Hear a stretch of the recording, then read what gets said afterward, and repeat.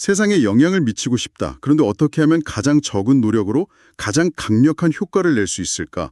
뭐 이런 고민들을 해보셨을 텐데요. 오늘 우리가 함께 살펴볼 자료가 바로 그 지점에 대한 아주 흥미로운, 어쩌면 조금은 섬뜩할 수도 있는 그런 전략을 다루고 있습니다. 사람들이 본능적으로 가진 그 믿고 싶은 강렬한 욕구 있잖아요. 그걸 이용해서 이건 뭐 거의 종교적 숭배 같은 강력한 추종 집단을 만드는 방법에 대한 이야기입니다. 네, 로버트 그린의 그 유명한 책이죠. 권력의 법칙. 거기 나오는 제27법칙. 사람들의 믿고자 하는 욕구를 이용해서 숭배와 같은 추종을 만들어내라. 이걸 오늘 좀 집중적으로 파헤쳐 볼 텐데요. 네, 자료에 따르면 이게 그냥 사람들 모으는 수준이 아니라 아주 효과적으로 권력을 만드는 핵심 방법 중 하나다. 뭐 이렇게까지 이야기합니다. 권력 구축의 핵심 방법이라 그럼 이번 시간에는 이런 추종 집단이 도대체 어떻게 만들어지는 건지 그 심리적인 기반은 뭐고 또 구체적으로 어떤 5단계 전략이 쓰이는지 이걸 좀 깊이 있게 들여다보려고 합니다. 당신이 이 자료들을 통해 찾으시는 건 아마 단순한 정보 나열이 아니라 이 현상 뒤에 숨어있는 그 작동 원리, 그걸 이해하는 거겠죠? 맞습니다. 이 분석을 통해서 왜 어떤 사람들은 특정 인물이나 뭐 신념체계에 그렇게까지 깊이 빠져드는지, 그리고 어떤 전략들이 사람들 마음을 확 사로잡아서 강력한 집단을 만드는지 그 구조를 좀 명확하게 같이 봤으면 좋겠습니다. 자, 그럼 이 매혹적이면서도 좀 위험해 보이는 전략의 세계로 한번 들어가 볼까요? 네, 좋습니다. 자, 이 모든 전략의 가장 그 밑바닥에 깔린 전제가 진짜 흥미로워요. 뭐냐면 사람들은 근본적으로 무엇이든 믿고 싶어 한다는 겁니다. 강력하게요. 네, 자료를 보면 사람들이 불확실하거나 의심하는 상태 있잖아요. 이걸 굉장히 불편해하고 오래 못 견딘대요. 그렇죠. 그래서 본질적으로는 무언가를 믿을 준비가 딱 되어 있는, 어떻게 보면 좀 속기 쉽은 상태에 놓여 있다, 이런 분석이에요. 네, 그게 핵심입니다. 특히 사회적으로 큰 변화가 있을 때, 뭐 기존의 가치관 있잖아요. 예를 들어 전통적인 종교라든지 아니면 거대한 이념 같은 것들.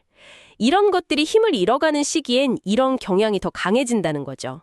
아하, 자료에서도 그 16세기 종교개혁기 유럽 같은 혼란기를 예로 들고 있거든요. 사람들이 기댈 곳을 딱 잃었을 때 뭔가 새로운 믿음의 체계를 싹 제시하면 그 빈틈을 파고들어서 강력한 추종을 만들어낼 수 있다는 겁니다. 마치 마른 땅에 물 스며들듯이요. 그러니까 사람들이 심리적으로 뭔가 기댈 곳, 믿을 대상을 막 갈망하는 그 타이밍을 딱 잡는 거군요. 근데 자료에서 또 하나 재밌는 분석이 이런 전략이 소위 반쯤 교육받은 half educated 사람들한테 특히 잘 통한다, 이 점이에요. 이건 좀 의외인데요? 네, 그렇죠. 교육 수준이 낮거나 아예 없으면 뭐 속기 쉽다. 이건 이해가 되는데 반쯤 교육받은 상태가 왜 더 취약하다는 걸까요? 그게 아주 예리한 질문이신데요. 자료의 설명을 보면 이렇습니다.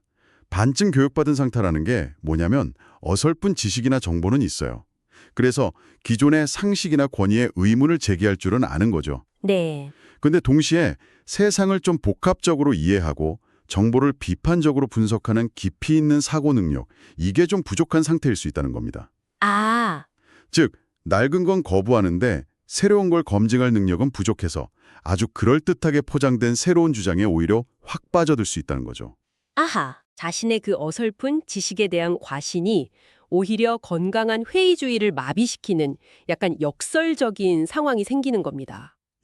그러니까 기존 질서에 대한 반감은 있는데 그걸 대체할 새로운 걸 제대로 평가할 능력은 부족한, 어떻게 보면 가장 좀 불안정하고 흔들리기 쉬운 상태군요. 네, 그렇죠. 게다가 자료에서는 개인이 혼자 있을 땐 저건 좀 말이 안 되는데? 라고 생각할 만한 아이디어도 집단 속에 딱 들어가면 이게 완전 달라진다고 지적해요.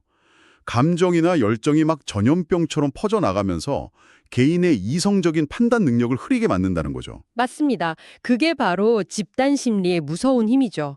일단 이런 식으로 집단이 딱 형성되면 그 안에서는 지도자에 대한 거의 뭐 숭배에 가까운 감정이 생겨나고요. 외부에서 비판이 들어오면 아주 방어적인 태도를 취하게 됩니다. 네. 심지어는 구성원들이 자발적으로 새로운 사람들을 막 끌어들이려고 전도 활동까지 벌이게 되죠. 와, 지도자 입장에서는 진짜 최소한의 노력으로 점점 커지는 강력한 지지 기반을 확보하게 되는 거예요. 정말 놀라운 메커니즘이네요. 자, 그렇다면 이렇게 강력한 추종 집단을 만드는 구체적인 전략, 자료에서 제시하는 그 5단계 전략을 하나씩 좀 자세히 뜯어보죠. 첫 번째 단계가 모호함과 단순함을 유지하라. 그러니까 구체적인 행동 강령이나 복잡한 이론 대신에요. 뭔가 그럴듯하고 매력적인데 실체는 약간 애매한 말. 이거 사용하라는 거네요. 정확합니다. 핵심은 약속은 거창하게, 내용은 애매하게 이거죠. 사람들의 마음을 사로잡을 만한 아주 웅장하고 변혁적인 비전, 이걸 제시해야 합니다. 예를 들면 완전한 행복, 궁극적인 깨달음, 경제적 자유 이런 거요. 아, 네네. 하지만 그걸 어떻게 이룰 거냐, 그 구체적인 방법론이나 내용은 의도적으로 좀 불분명하게 남겨두는 겁니다. 왜 그렇게 하는 거죠? 너무 구체적이면 현실적인 검증에 부딪히거나 만약 약속을 못 지키면 비난받기 쉽잖아요. 그렇죠. 반대로 또 너무 터무니없으면 아무도 안 믿을 거고요. 그 사이에 줄타기가 중요한 거죠. 그 모호함이 오히려 사람들한테 매력적으로 다가가는 이유가 뭘까요? 보통 사람들은 명확한 걸 좋아하지 않나요? 표면적으로는 그렇죠. 근데 이 전략의 핵심은요. 그 모호함 속에 사람들이 각자 자기가 원하는 걸 투영할 수 있는 공간을 남겨둔다는 데 있습니다. 현실은 복잡하고 실망스러울 때가 많잖아요. 네. 근데 사람들은 본능적으로 단순하고 명쾌한 해결책이나 이상적인 상태를 막 갈망하거든요. 모호한 메시지가 바로 그 갈망을 톡 건드리는 거죠. 아, 듣는 사람 입장에서는 저 사람이 말하는 게 바로 내가 원하던 그거야. 이렇게 스스로 해석하고 의미를 부여하게 되는군요. 그렇죠. 열정적이고 감성적인 단어, 상징적인 표현 이런 걸 많이 쓰되 그 구체적인 의미는 해석의 여지를 남겨두는 거. 이게 기술입니다. 듣고 보니 정말 교묘하네요. 각자 듣고 싶은 대로 듣게 만든다니. 자, 그럼 두 번째 단계로 넘어가 볼까요? 지적인 것보다 시각적이고 감각적인 것을 강조하라. 이건 왜 필요한 전략일까요? 사람들의 그 이성적인 의심이나 아니면 지루함 이런 게 파고들 틈을 주지 않기 위해서입니다. 첫 번째 단계에서 모호한 말로 관심을 확 끌었다면 이제는 그 관심을 유지시키고 더 깊이 빠져들게 만들어야 하잖아요. 네. 이때 논리적인 설명이나 복잡한 이론보다는 직관적이고 감각적인 경험이 훨씬 효과적이라는 거죠. 예를 들면 어떤 게 있을까요? 예를 들어 아주 화려하고 극적인 시각적 요소들, 이국적이거나 신비로운 분위기를 연출하는 무대 장치라든지 특별한 의상, 아니면 마음을 확 뒤흔드는 음악이나 향기 같은 거 이런 걸 총동원하는 겁니다. 마치 잘 만든 공연이나 영화처럼 사람들 감각을 그냥 확 사로잡는 거군요. 생각할 틈을 안 주고 그냥 압도시키는 그런 느낌이랄까요? 바로 그겁니다. 자료에서는 심지어 당시에 새로운 과학기술 같은 걸 활용해서 뭔가 신비롭고 대단해 보이는 유사과학적인 외양을 갖추는 것도 효과적이라고 말해요. 아하. 여기서 진짜 중요한 포인트는 청중이 생각하게 만들어서는 안 된다는 거예요. 생각 자체를 막아라? 네. 감각적인 자극에 압도되어서 비판적인 사고를 잠시 멈추게 만드는 거죠. 그저 보여주는 것에 감탄하고 경외감을 느끼도록 유도하는 겁니다. 이게 앞서 잠시 언급했던 권력의 또 다른 법칙, 사람들의 시선을 사로잡는 화려한 볼거리, 즉 설득력 있는 구경거리를 만들라, 로 37, 이 전략과도 아주 밀접하게 연결되는 거죠. 네. 즉, 내용의 진실성보다는 보여지는 이미지, 감각적 경험으로 사람들을 설득하는 겁니다. 와, 정말 치밀하네요. 모호한 약속으로 기대감을 심고 화려한 쇼로 이성적인 판단을 마비시킨다. 그럼 세 번째 단계는 뭔가요? 조직화된 종교의 형태를 차용하여 집단을 조직하라. 이건 어떤 의미일까요? 이건 집단에 어떤 구조와 안정감을 주고 동시에 지도자에게는 권위를 더하는 전략입니다. 종교라는 게 수천 년 동안 인류 사회에서 강력한 영향력을 행사해 왔잖아요. 그렇죠. 사람들에게 아주 익숙한 조직 형태란 말이죠. 그 익숙한 틀을 빌려오는 겁니다. 어떤 식으로요? 예를 들어서 특별한 의례나 의식을 만들고요. 성스러운 느낌을 주는 직함이나 칭호를 사용하고 내부적으로 계급이나 위계를 설정하는 방식이죠. 이런 구조는 추종자들한테는 소속감과 안정감을 주는 동시에 지도자를 정점에 딱 둠으로써 자연스럽게 권위를 부여하는 효과가 있습니다. 그러니까 겉모습만이라도 약간 종교적인 색채를 띠게 해서 사람들이 이미 가지고 있는 종교에 대한 어떤 경외감이나 익숙함 이런 걸 이용하는 거군요. 맞습니다. 그럼 지도자는 어떤 역할을 하게 되나요? 지도자는 마치 예언자나 구루, 현자처럼 행동해야 한다고 자료는 조언합니다. 자신의 실제 의도나 세속적인 욕망은 싹 감추고 뭔가 초월적인 지혜나 능력을 가진 존재처럼 보여야 하는 거죠. 신비주의네요. 네, 신비로운 분위기를 유지하고 때로는 모호한 예언이나 가르침을 설파하면서 추종자들의 경외심을 유지해야 합니다. 흥미로운 건 이 과정에서 추종자들에게 종종 희생이나 헌신을 요구한다는 점이에요. 아, 희생이요? 네, 시간이나 돈, 노력을 바치도록 유도하는 거죠. 표면적으로는 신념을 증명하거나 더 높은 단계로 나아가기 위한 과정이다 이렇게 포장되지만요. 실제로는 지도자의 부를 축적하거나 권력을 강화하는 수단이 되는 경우가 많다고 지적합니다. 헌신이라는 이름으로 포장된 착취가 될 수도 있겠군요. 이 부분이 네 번째 단계와도 연결될 것 같은데요. 수입원을 위장하라. 돈 문제에 있어서는 특히 조심해야 한다. 이런 거겠죠? 그렇습니다. 지도자가 너무 노골적으로 돈을 밝히거나 탐욕스러워 보이면 애써 만든 그 신비로운 이미지나 초월적인 권위가 순식간에 무너질 수 있거든요. 그렇죠. 결국 돈 때문이었네 하고 실망하고 떠나겠죠. 맞아요. 그래서 자신의 부나 수입의 원천을 교묘하게 위장해야 합니다. 마치 그게 추종자들의 헌금이나 기부에서 나온 게 아니라 자신이 설파하는 신념체계나 특별한 방법론이 실제로 효과가 있다는 증거인 것처럼 보여야 한다는 겁니다. 아, 그러니까 내가 이렇게 부유하고 성공한 건 내가 가르치는 방식이 옳고 뛰어나기 때문이다. 너희들도 나를 따르면 이렇게 될 수 있다.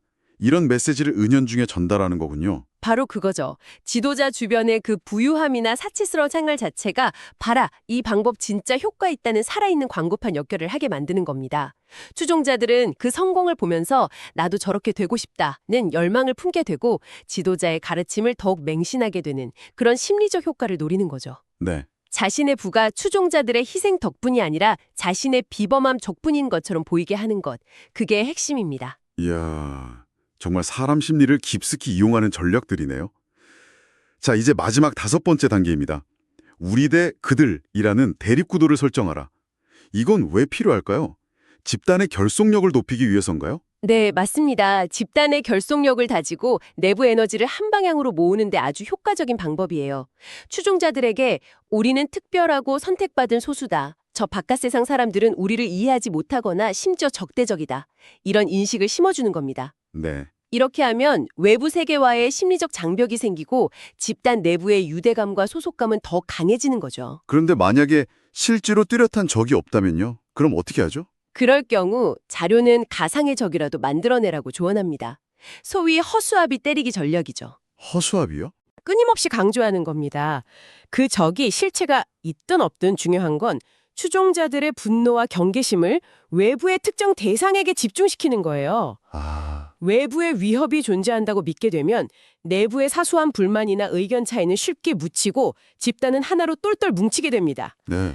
또 이런 대립구도는 집단에 끊임없는 긴장감과 역동성을 부여해서 지루함을 막는 효과도 있고요. 우리는 진실을 알고 있고 저들은 무지하거나 악하다. 이런 이분법적 사고를 강화하는 거죠. 이렇게 5단계 전략을 살펴봤는데요. 이 제27법칙, 즉 숭배 집단 만들기는 사실 권력의 다른 여러 법칙들과도 아주 긴밀하게 연결돼서 작동합니다. 아, 그렇군요. 예를 들어서 이건 사람들의 환상에 호소하라 Law 32는 법칙의 극단적인 형태라고 볼 수 있어요. 현실이 고되고 불만스러울 때 사람들은 뭔가 낭만적이거나 비현실적인 것, 초월적인 것에 기대고 싶어하는 심리가 강해지거든요. 네. 자료에서도 중세의 연금술이나 신비주의 같은 예를 들고 있죠. 현실의 어려움을 단번에 해결해 줄 것 같은 그런 달콤한 약속에 사람들은 쉽게 매료되는 겁니다. 듣고 보니 그렇네요. 그리고 이렇게 숭배 집단을 만들면 지도자는 자연스럽게 관심의 중심, 러 6에 서게 되고요. 또 앞서 말한 신비로운 이미지를 통해서 자신의 평판, 러 5를 효과적으로 관리하고 보호받을 수도 있겠군요. 맞아요. 뭔가 논란이 생겨도 저거는 그를 시기하는 자들의 음해다 라거나 보통 사람들은 이해할 수 없는 깊은 뜻이 있다. 이런 식으로 방어가 가능해지니까요. 정확합니다. 그리고 1단계 전략이었던 모호함과 미스터리를 사용하는 것 자체가 사람들의 호기심과 관심을 강력하게 끄는 방법이기도 하죠. 러 17과도 연결될 수 있고요. 아, 네. 뭔지 정확히 알 수 없기 때문에 더 궁금해하고 주목하게 만드는 인간 심리, 이걸 이용하는 겁니다. 결국 이 모든 과정은 겉으로는 자발적인 매듭과 참여처럼 보이지만 실제로는 교묘한 속임수와 기만, concealment and deception을 통해서 권력을 획득하고 유지하는 과정이라고 볼 수 있는 거죠. 네. 아까 말씀드렸듯이 시각적 요소를 적극 활용하는 것은 설득력 있는 구경꼬리 만들기, 러 37과 맥락을 같이 하고요. 강제로 복종시키는 게 아니라 스스로 원해서 따르도록 만드는 일종의 유혹, 세덕션이자 간접적인 조종, 인다이렉트 매니퓰레이션의 기술이다. 이렇게 말할 수 있겠네요. 네, 그 표현이 아주 적절합니다. 직접적인 강압은 반발을 부르지만 스스로 선택했다고 믿게 만들면 저항감 없이 훨씬 강력한 통제가 가능해지기 때문이죠. 오늘 우리는 사람들이 가진 믿고 싶은 욕구라는 아주 근본적인 심리를 이용해서 어떻게 강력한 추종 세력을 만들 수 있는지, 그 5단계 전략, 모호함과 단순함, 감각적 자극 강조, 종교 형태 차용, 수입원 위장, 그리고 우리 대 그들 구도 설정, 그와 그 이면의 작동 원리를 좀 심층적으로 분석해 왔습니다. 하지만 이 전략이 강력한 만큼 자료에서는 분명한 위험성 또한 경고하고 있습니다. 집단은 때로 속이기 쉬울 수 있지만 만약 그 속임수가 탄로나거나 환상이 깨지는 순간 그때는 정말 큰일 나는 거죠. 어떤 위험인가요? 지도자는 한두 명이 실망한 개인이 아니라 분노한 군중 전체의 엄청난 반격에 직면할 수 있다는 겁니다.